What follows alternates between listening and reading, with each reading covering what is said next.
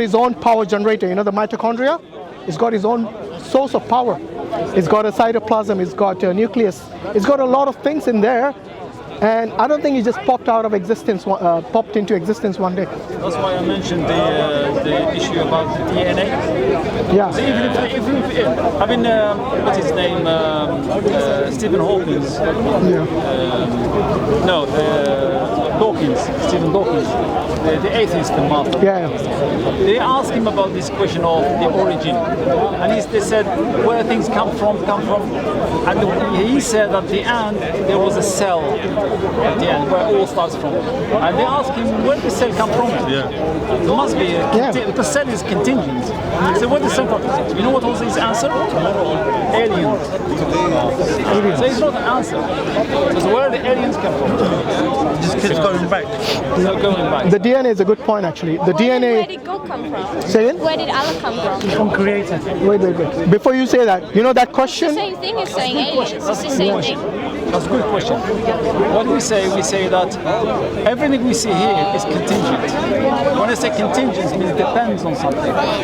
So everything depends on something. We depend on things and the sun, and also which means we go back to the sun, and the sun has atoms depend on something. It comes to a point where everything must depend on something which is final. The ultimate provider, which has everything depends on him. Yeah, by the way, that question, I would say is a non-question. I'll tell you why. Because anything that is created is not God. So it's like me asking you, is there... That's quite a nice get out though. No, it's not. It's like me asking you, is there a married bachelor? You see, that's a kind of question. It's an oxymoron. Because a bachelor, if he's married, then he cannot be a bachelor. So when you say, who created God? Automatically that question implies that you are thinking about a creation, not about God. Does that make sense? Yeah. It's a non-question. So if you know the term God, and by the way, the term God can be interpreted in so many different ways, but in Islam we have the term called Allah, and Allah can only refer to the Almighty God. Yeah, not the demigods and semi-gods and whatever other false gods are out there. It can only refer to Almighty God, and that is the reason we say that anyone who asks this question, who created God, they're talking about a creation. The question is about a creation, not about God. Because by definition, God is uncreated and He's eternal.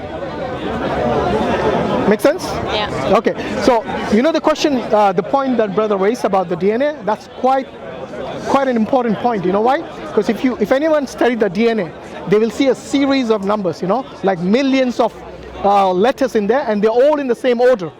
In every living cell of the human beings, it is in there, the DNA code. Now, when I talk about a code, there must be someone who coded it. If it's all consistent throughout, in all of the human beings, the billions of human beings out there, and is all the time consistent, then it tells you that there must be someone who coded this, who programmed it. See what I mean? And this is, again, you can verify this through any geneticists, that they will tell you that yes, it is consistent. And in fact, even between two people, it is not the same. And that's the reason by your DNA, they can tell you that how unique you are, and your fingerprints even tell you how unique you are. Your retina scan can tell you how unique you are. Yeah? And all of this, look, there's no way it just popped into existence one day. The cell, we are still talking about the cell, yeah? The most minute thing in your body. And the DNA is within that. Is that right? Yeah, and that itself is. So we are just talking about this. How did they come? How did this first cell come into being? How did the components within the first cell come into being just by itself? There must be a designer. There must be someone who brought it into. No, I was just going to say, but we didn't, as this, pop into the world one day. No, I'm not saying we. I'm saying someone else much mightier than us, and that is where we refer to this intelligent design or intelligent designer. If you want to call it, if you don't want to call it God, that's fine.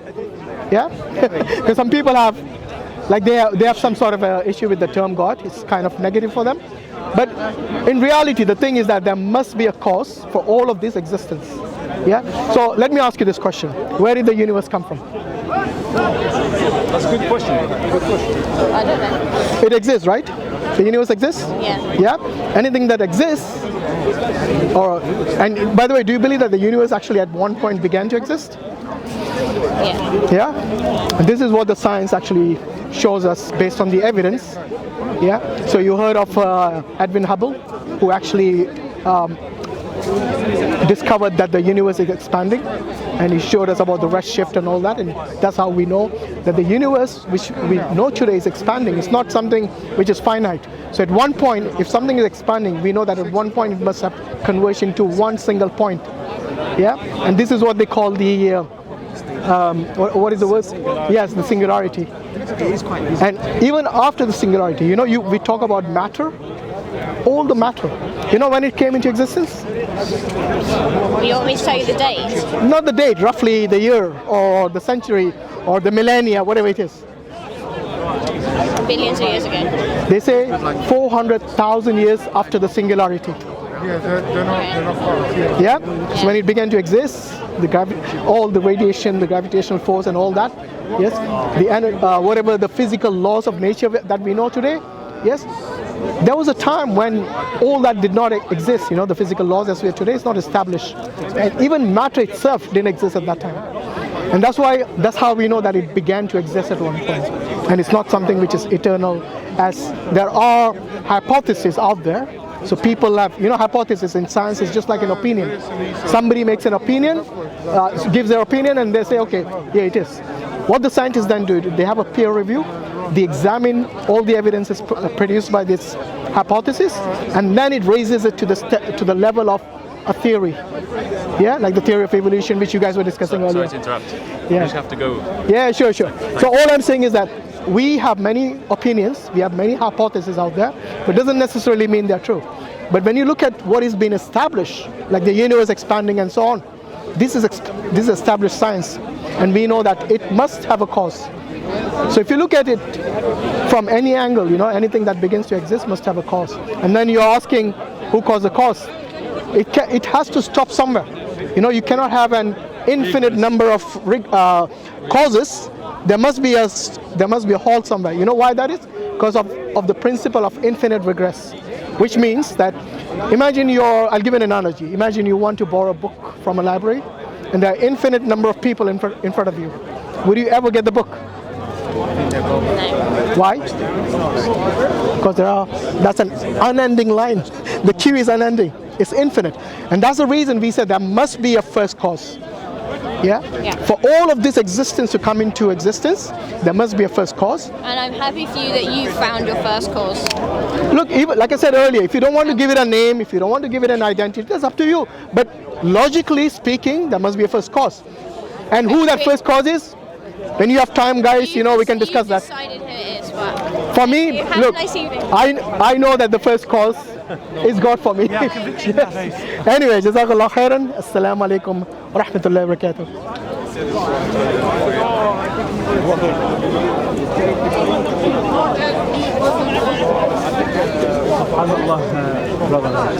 Yeah, just take this. Yeah, I know. Because they're made up their mind, you know. That's it. As soon as we use the term God, they switch off. That's why I asked them, why don't you name it, you know? Go and give it a name. Out of this world.